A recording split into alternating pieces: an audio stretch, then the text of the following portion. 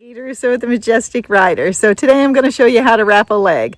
It's very important to learn how to wrap legs in case your horse ever gets injured or its legs stock up, or say it has a cut on its leg and you need to keep the flies out of it.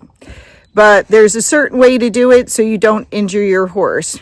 First, you'll need what's called standing wraps. You need the cottons, and if you don't know what you're doing, you get a little bit thicker, because with the thinner ones, which is what I'm going to show you, you got to be a little better at it because you don't want to injure your horse's tendons by pulling in the wrong place.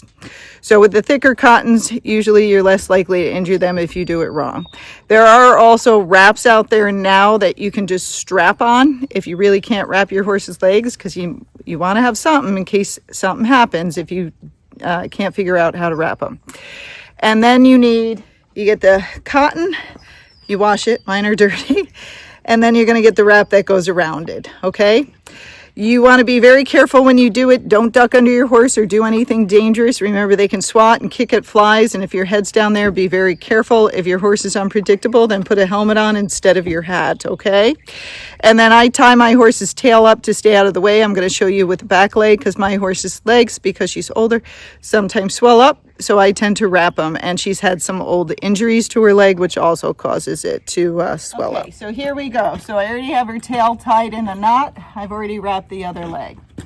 So when you start with the wrap, you want to start on the inside of their leg, halfway point, and then you're going to gently just roll it, but you have to hold it with your hand as you're rolling it around, okay? You're not pulling tight on this, especially when it's a thin wrap. You are just holding and rolling, okay? Now, if you have flies, make sure you fly spray your horse before you do this, or they're not going to stand still.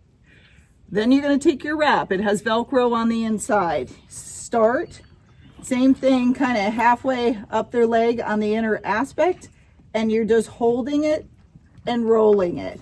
So do that for maybe once or twice around to make sure it's secure and you're not going to hurt anything. So you're just gently rolling it. Then what you're going to start to do is you're going to hold it and you're going to pull towards the back and then continue to roll. This is how you're going to keep it tight. And you kind of have to angle it to stay on the cotton. So you hold, you pull when it goes past their cannon bone, never pull on the back of their tendon. So hold and kind of pull to make it a little snugger, and then just roll. Then you start heading back up, okay? So you're going to curve your bandage a little bit like that. Hold, pull just lightly, and then roll around the back. Never pull in the back. I'm going to say that over and over again. So hold, pull on the cannon bone, roll it towards the back, but never pull on the back, okay? So you're just doing it over and over, just making it just a little snug so it doesn't fall off their leg.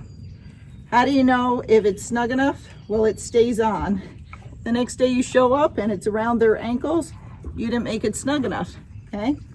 Now, once you get to the end, and again, you see just every once in a while, I'm just pulling on the cannon bone and rolling. There should be Velcro on the inside. So hopefully you know that before you start. Otherwise, you need duct tape to hold it. Or if your horse tends to eat wraps, you want to put duct tape over the top. But I have an older mare. She doesn't mess with stuff. So all I do is Velcro it. Then I check it. Make sure it's snug, that you can't pull it down, okay? Now, some of you can make these too tight, so you got to be careful if you're really strong. Of course, you saw me rolling. I'm not really pulling much at all, and I'm just doing it to keep it snug. And then you want to make sure that you never pulled on the back, because you don't want to injure their tendons back here. So again, you need to practice. You need to spend days in a row doing it. Get really good at it. Do it for a couple of weeks. Put them on and off, on and off. And then you'll get much better at it. I worked at the racetrack, so we had to wrap horses all the time. Then I did show jumping. We wrapped horses all the time. So some people are great at it. Some people are not good. Be very careful. If you're not good, don't do it. Get someone else to do it for you, like a vet or a trainer or somebody you know who has the skills. Because again, you can hurt your horse by doing it the wrong way.